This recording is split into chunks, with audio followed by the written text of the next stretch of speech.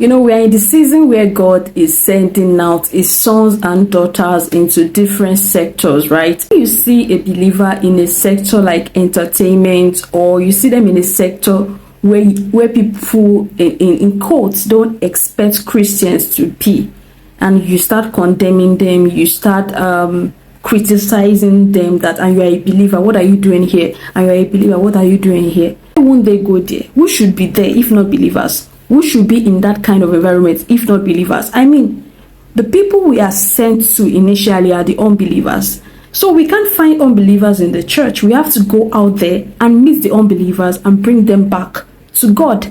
So now if you are condemning those people that God has strategically positioned in those industries and you are condemning them, well, I'm talking about those that are actually called, not people that have already conformed to their ways. I'm talking about those that we are actually called, and they understand the assignments and they are working at it. See, you don't have the right to criticize people because you were not there when God called them.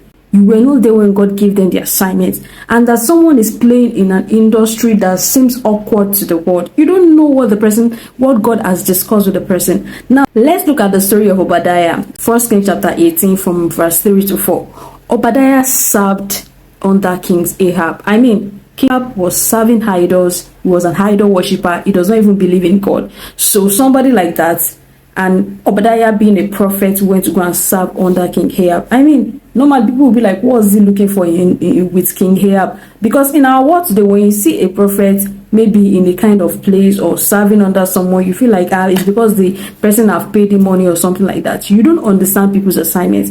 This is Obadiah in 1 Kings chapter 18 verse 3 to 4. He was serving under King Ahab. And look at what God used him to do. In the period of him serving under King Ahab, he was able to save 100 prophets from getting killed under King Ahab's administration. When he was the king, he was able to save 100 prophets. I mean, if a believer is not there strategically, don't you think that those 100 prophets could have been killed?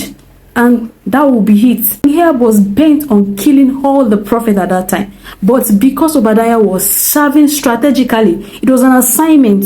He was able to save 100 of the prophets. In fact, Elijah had to run away because it was tough at that time. But God used Obadiah. So next time when you see believers serving in a sector, in an environment, or in a place that seems awkward, you don't criticize people. You don't know the assignment God has given unto them. You don't think that they've conformed or they've collected money from someone or something. As a matter of fact, let's just stop judging people when you see them doing a line of assignment that is strange to you or that you don't know. And that reminds me, people use technology, talk about technology, this, AI is evil and all that. But this technology is helping our business go faster and all that. And we are the one praying that God send help, make things easy for us. And technology came that make everything easy for us. And yet we are still criticizing technology. It is you that will understand the assignment and the purpose for which you are using a thing. You don't just criticize it. Let's stop criticizing things. Let's try to understand that this may be, something that God is doing. And this also is to all believers. We believers should be very careful of, just being too quick to criticize fellow believers because they are serving in an industry that you are strange to, that you don't understand. You don't understand the mission. You don't understand the assignment. Let's stop tearing down ourselves with words. If you don't have understanding of something, then it's better you try to understand before you criticize it. And I just thought to share this. Happy New Week. Bye.